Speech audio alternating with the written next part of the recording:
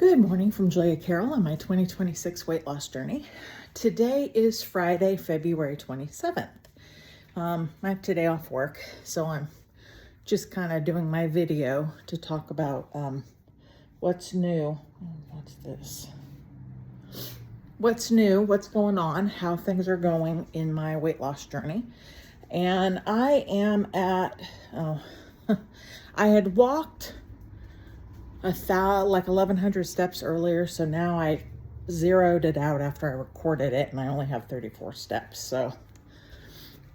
So this video will probably be a few more steps. I'm going to try and step it up a little bit. I happened to watch a video about walking, and if you can talk but not sing, then you're probably getting enough speed. I can't really get too fast right now because I am still having some knee problems, and trying to go too fast is very problematic. So I'm doing the best I can, and I think it's working pretty okay. The walking is definitely better, getting the exercise in, and I'm liking how that's going. But yesterday I did have over 5,000 steps, even though technically my challenge for this month is to do 5,000 steps every day in March. We're not into March yet. We're only a few days away. So being able to do 5,000 steps is sort of just to see where we are. Can I do 5,000 steps multiple days in a row? So this will give me a good balance. Now, the video I had watched about walking, kind of the recommendation of how much to walk for fat loss, and how to walk in such a way, or some mistakes to avoid so you have a lot of fat loss as opposed to not fat loss. Obviously, one of the big things is leisurely strolls are more for just mental health, not necessarily weight loss, fat loss. It's more mental health. If you just need a pick-me-up, getting outside in the sunshine and taking a walk is one of the best things you can do for your health. Getting out in nature as much as you have nature in your area, to do something. For me, it's just a matter of getting up and doing it. It appears to be pretty good. My back seems pretty good doing this. I also took a walk last night without the dog. I might have to start doing that, just being kind of ruthless with, as much as I love my dog, I don't like walking her. She is not a good dog walker. And that's my fault. But she's just not. It's hard to walk with her. She sniffs every blade of grass. She's so slow that because of my back problems still, knee problems, I just cannot dawdle. I can't just stand there too well.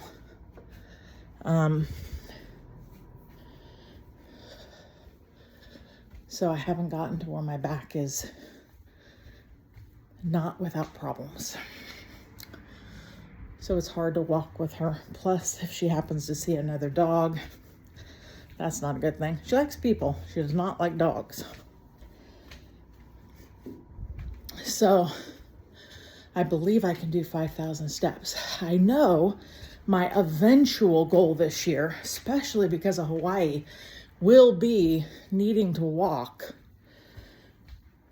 for a minimum of an hour at a time, because the farm tours I want to take for the coffee festival to see some of the coffee farms, that is not a 10-minute tour. I'll be standing and walking for probably an hour, hour and a half, 2 hours maybe. So I need to be where I can stand and walk easily 2 hours. And I will get there. And it starts with 5,000 steps. And then eventually, maybe in April, I'll say, okay, well, now I'll do 6,000 steps, depending on how well March works with the 5,000 steps. So every month, try and add to it. So if March and the 5,000 steps seems to be something that is very doable, then maybe I'll increase it to 5,500, 6,000 steps in April, and then increase it 500 to 1,000 steps every month thereafter. Of course, once we get into summer, it's going to be difficult because it is difficult to get 10,000 steps in July and August in Sacramento when it's 102, all the way up until, 9 o'clock at night. So I do have a treadmill that I could use. So maybe I'll just keep my treadmill for summer months or rain, even though it's not my favorite thing in the world. Like I said, I do like this, but I also am not entirely convinced that I'm getting fast enough speed just walking in my living room. It might be that I need to be on the treadmill. I don't know. I do know faster right now with my knees is not doable. So I'm going as fast as I can as my knees allow. And I'm assuming and hoping, believing that every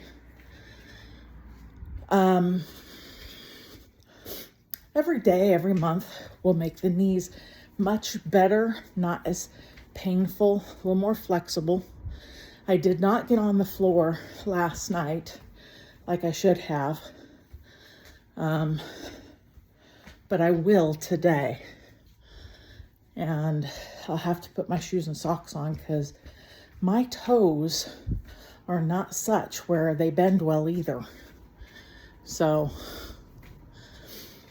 I gotta tell you, just the goal of wanting to lose weight and have a healthy, flexible body is, I'm ashamed that I let my body get this bad. I was watching a video today of a woman who's a Christian, and I admire that so much because I am that too, and I love her joy in the Lord. I don't quite have that same joy yet. I want to, but it's a little weak. Her YouTube channel is called Fallen Into Camping, and she renovates RVs. And I was watching her and the flexibility of being able to, squat, move, sit on the floor, get down on her knees with no real problems. I'm just not there. My body just does not do that. But it doesn't mean it, just because it doesn't today, doesn't mean it wouldn't next year or the year after. And I have to keep telling myself that this process of losing weight and getting into health is not well, I've lost weight, now I can sit on the couch and do whatever I want. This really is a lifestyle that I will be doing for the rest of my life, however long that is. 5, 10, 15, 20, 30, 50, I don't know, however long, because I'll be here until I die or Jesus comes back. And honestly, I don't know which I'd want to happen sooner. As much as I like being alive and love my family and doing things, heaven would be infinitely better. So I do pray he'll come back sooner rather than later. But anyway, so I find myself, just kind of getting back to being able to do the thing that I've always enjoyed. And walking has always been the thing, exercise-wise, that has always brought me the most joy. I used to walk a lot. Surprisingly, I was still fat, but man, I did walk a lot. I could walk easily 45 minutes to an hour, no problem. I've gone to Disney World twice, walked all over the place, no problems. I've done Disneyland multiple times, and all but the last time, I could walk with no problems. That's not the case now. Walking endlessly is a problem. So as you get older, man, when you hit about 45, the body just, what used to be not a problem becomes a problem at 45. And I'm 53. So it's been a problem. And unfortunately, I never really addressed it until now.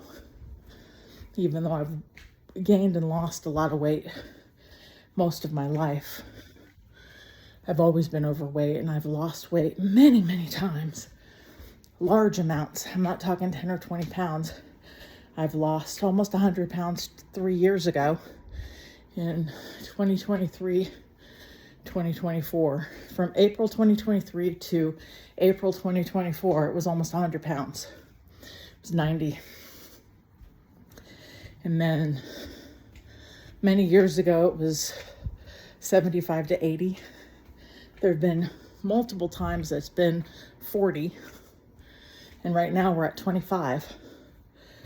But I will say one of the main differences between this time 3 years ago and every other time is why I think this time, I believe, and I know this time will be different, is I'm accepting the reality that sugar is not gonna be what I can eat.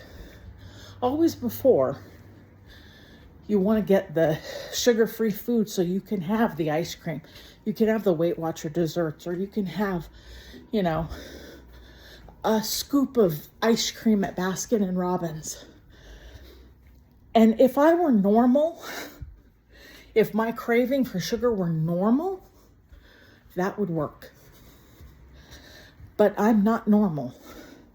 My craving center is not normal. It is broken deeply.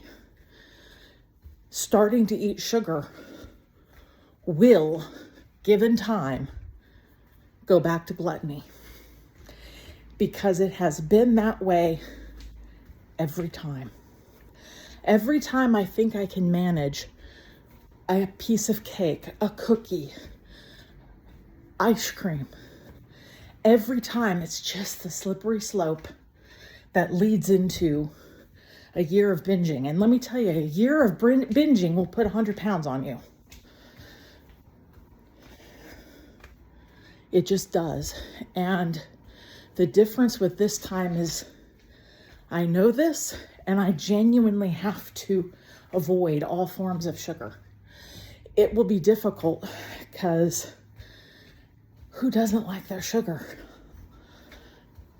And our lives are built around sugar, it seems like. And people will tell you all sort of unhelpful things of, all things in moderation. Would you tell an alcoholic, alcohol in moderation? Would you tell a drug addict, you can have those drugs in moderation? No, I'm betting you'd say you need to just avoid that altogether. And if you have to avoid certain people because they lead to you drinking or doing drugs, sayonara, So it's hard for people to understand that a person can be as addicted to certain foods as a person can be addicted to cocaine, meth, or alcohol. And you would never tell an alcoholic, you should be able to have, a glass of wine once in a while. And that alcoholic would say, what would happen if I had a glass of wine? I would then become full on into blackout drunk. That's what sugar is like for me. And people don't get that. In fact, my brother said something, I agree with him, but it hurt too. When I was telling him, I was surprised at how well you lose weight when you eat nothing but meat, vegetables, a little fat, and fruit. And he's like, yeah, but who can do that? You'll never be able to do that for the next 30 years, And that may be true, but it kind of hurt when he said it. Because that's sort of like, damn, you don't get it. I'm going to have to adjust my mind that, yes, I'm going to have to do that for 30 years. And I'm just going to have to adjust the mind to that. Now, there are things I can do to make some progress. And one of the things I'm hoping, truthfully, is eventually I want to get back to what human beings used to do. They used to use fruit as their dessert. My dad talked about when he was a boy growing up in the 30s, one of the things he wanted at Christmas time, or a real treat for them at Christmas time, was an orange. So I'd like to get back to where fruit was a dessert in and of itself.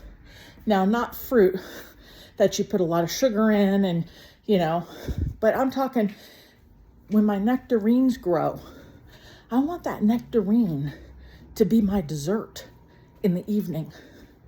I want those blueberries, however many they eventually be, to be the dessert.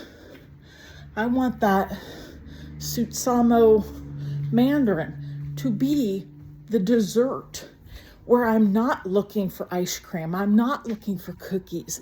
I'm not looking for chocolate. It's just the fruit as the treat, or berries, strawberries, raspberries, blackberries. And you have a cup of that and you're like, oh wow, what a wonderful dessert this was. And that's going to take some effort and time with my mind. But I know it's possible because I had an aunt, my mother's oldest sister, who she convinced herself as a teenager she didn't like desserts. She'd eat fruit, but she didn't eat dessert.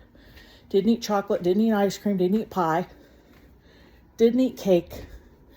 She convinced herself she didn't like it. And guess what? By the time she was, when I knew her in her 50s and 60s and 70s, even older, she was like, I don't like dessert. I don't like dessert. Because she had convinced her mind, I don't like dessert. Now, I haven't quite gotten to the point where I can say out loud, I don't like dessert. That's not truthful yet. However, I'm getting very close to the point where I want to start telling myself every single day, I don't like dessert. I don't like dessert. I don't like ice cream. I don't like cookies. I don't like chocolate. I don't like chips. In the hopes, 5-10 years from now, I can honestly say it. I don't like dessert. I don't crave it, don't think about it, don't want it.